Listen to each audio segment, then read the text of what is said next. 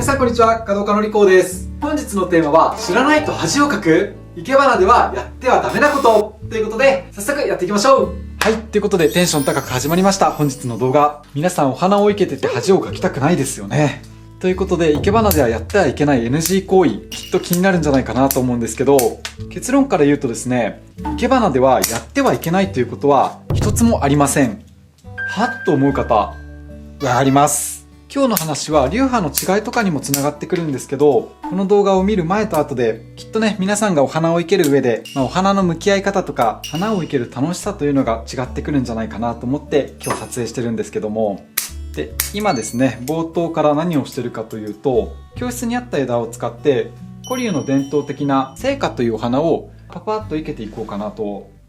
で、いわゆるこういう生花と呼ばれるスタイルや立花と呼ばれる古典的なお花、これはですね、伝統的な型を持つ生け花にあたるので、不変な美しさを守るためにいろんなルールが存在するんですね。今回はこのお花が趣旨ではないのでパパッと生けていきたいんですけど、で、この古柳の伝統的な生花というスタイルは、今ご覧いただいているように植物一本一本をこう曲げることで足元を一本にして一つの植物として見せていくというものなんですけど、例えばこの生花を生けるにあたってやってはいけないことというのが、今1本目に入れたこの枝と空間がうまくここ取れてるんですけど、浮き上がることで枝と枝が交差してしまう。こんな感じ。そうすると枝同士がクロスすることでここに窓ができるんですね。これを窓枝なんて言うんですけど、この窓枝は美しくないので NG だったり、この2本の枝今高さが揃ってしまっているので、こういったものは竹比べといって、これもあまり美しくないから NG。ですのでパッと見わからないように少しこちら側を先端短くさばくか、根元から落とすことで高さに変化をつけてあげると綺麗に収まると。そうやって古典的なお花に関して言うといろんな NG 行為が存在するんですけど、今日お伝えしたいのはですね、そんなことではなく、皆さんがよりお花を楽しく生けられるにあたって、そんなお話をちょっとしたお花を生けながらご紹介していければなと。ということで、これで本当に簡単にではあるんですけど、ちょっとした古柳の伝統的なお花が出来上がったわけなんですけど、で、一言で生け花といっても大まかに2つのパターンに分かれていまして、まず1つ目がこういった伝統的な型を持つ生け花、そしてもう1つがフリースタイル、自由な生け花。私たちは自由花なんてよく呼ぶんですけど、大まかにはその2つに分けることができます。で、ここで勘違いしてほしくないのが、生け花ではやっちゃいダメなことがたくさんあるよっていう人が中にはいるんですけど、それはあくまでこういった古典的なお花や流派独自が定めてるそういうルールになるんですね。で、今日お伝えしたいことは、その流派の持つ考え方というのはもちろんお花をきれいに飾る上でとっても大切な考えになってくるとは思うんですけど、その流派の定める方と自分の表現としてのフリースタイルのお花、そこを混同すると自分の表現の幅がぐっと狭まってしまいますし、お花を生ける上でとってももったいないです。これも作例を見ながらうまくお伝えできればなと思うんですけど、例えばフリースタイルの中でも自然調のお花の場合、これはやはり植物本来の美しさをそのまんま生かすという意味では、この古典的なお花と考え方は似てくるんですけど、まず1本目は高い位置で。で、この時もなるべく、これはそうですね、NG ではないんですけど、一般的にお花をきれいに飾るポイントとして、やはりこちらと同様、枝同士が交差して窓にならないように、うまく空間を作ってあげたり、あと高さですね、同じにならないように変化をつけたり、そういったポイントは一緒にはなってくるんですけど、これもでも厳密に NG というわけではないんですね。というのもやっぱ植物って一本一本枝ぶりが違うので、どこかしらね、こうやって生けた時にこういう場所が窓になったりとか、そういうことは起こりうるので、それをしたら恥になるなんてことは一つもないです。なるべくですね、高さに変化をつけたりとか、空間をしっかりと取ってあげる。そういったところを意識してあげると、綺麗なお花が出来上がるんじゃないかなと。続いてこちらガーベラ。これは今主材を立てたので、脇役となる副材、お花はそれより少し低めで生けていく。で、このチャンネルでもしょっちゅうご紹介している主役と脇役を明確にするとか、お花同士が縦に並んだり高さが揃わないように少しずらすことで変化を加えたりとか、これは一般的に誰が見てもお花が綺麗に見える、そんな生け方を普段はご紹介をしているんですね。ですので厳密にはこれも必ずそうしなきゃいけないというルールではなく、そうした方が綺麗に見えるんじゃないかなという、そんなところでお伝えをしてるんですけど、で、今足元にねじめですね、下を引き締めるように葉っぱを1本で、これだと1つだけでちょっと違和感があるので、2本目は1本目より少し高い位置でガーベラとの調和を図っていく。ここで少し奥行きに入れてあげると立体感もぐっと出るんでね。こんな感じかな。こういった自然の姿をそのまんま生かしたようなお花に関しては、こちらでご紹介した NG 行為、例えば竹比べとか窓枝とか、そういったものを極力なくしてあげると全体的に綺麗に出来上がるので、そういう意味ではこういう古典的な普遍の美しさから学ぶところはたくさんあるんですけど、ここから今日は本当にお伝えしたいお花を生ける上でやってはダメなことはないんですよというのをお伝えできればと。ということで、せっかくなのでこれはこれで一作として完成。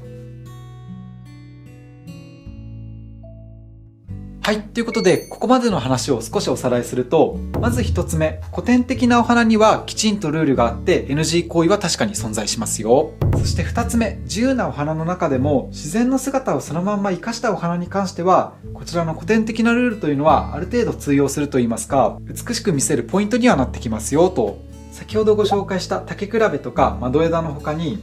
例えばお花がこう正面を向いて的のようになってしまう的花というのはNG とされていたり、あとはこういう月枝とかが地面に向かって下を向いている地月枝は自然の伸びやかさが損なわれるので良くないですよとされていたりとか、それはこの自由なお花であっても自然の姿をそのまんま生かした場合は、やっぱ花の正面がベタっと向くよりは少しでもこう表情があった方が味わいなんかが出てくるんですね。ですのであくまで自由なお花なのでやってはいけないわけではないんですけど、まあこっちの方が綺麗なんじゃないかなと。ということで、ここからが本題ですね。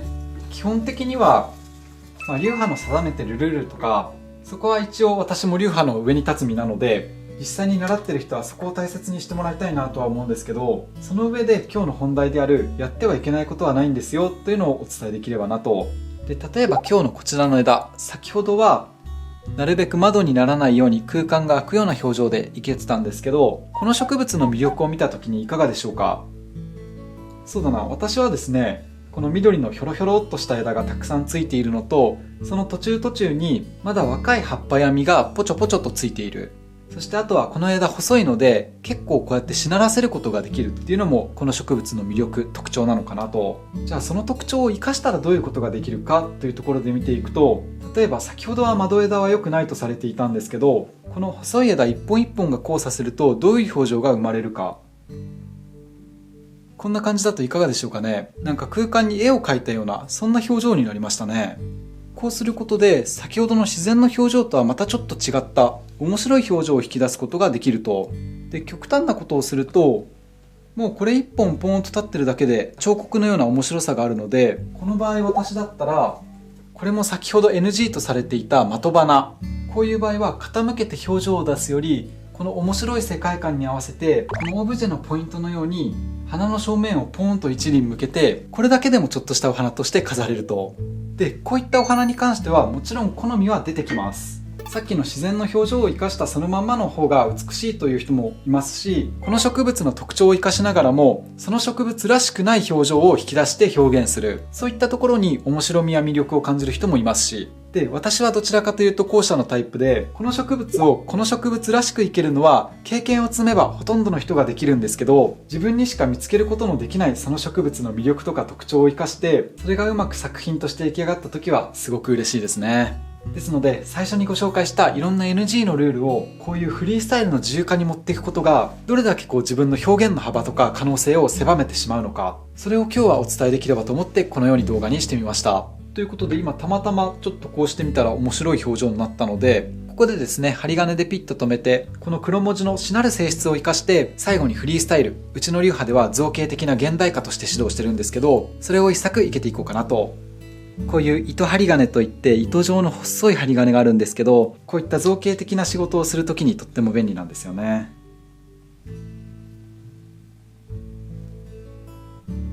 こんな感じで、先ほど同様ピロッと伸びちゃったのもこういう輪っかの部分に絡ませていくと線と線の交差の面白さがこうやって出てくるんじゃないかなと。何度も申し上げるように流派の考え方というのはそれぞれ違うので、たまたまね、うちの古流片喰会という流派はこういうルールのある古典的なお花とフリースタイル、何をやっても NG がない自由なお花という2パターン、2つの柱でやっているので、こういうご紹介ができるんですけど、ですので流派に所属して習う限りはその流派の方針とかルールに従うべきだと思いますし、逆にね、全くの初心者の人がこういう自由にやりたいんだって言っても、それはアンさんいきなりは無理ですわというところで、基礎があってのこういう応用というところで、その流派でちゃんとルール、基礎を学んだ上で、自分でお家とかでね、こういう自由なお花楽しんでいただければと思うんですけど、だから逆に言うと、自分はどういうお花を生けたいかっていうところで流派を選ぶのが一番理想ですね。それこそ自然の美しさをそのまんま生かしたような森花とか投げ入れ花を生ける、そんな流派さんもありますし、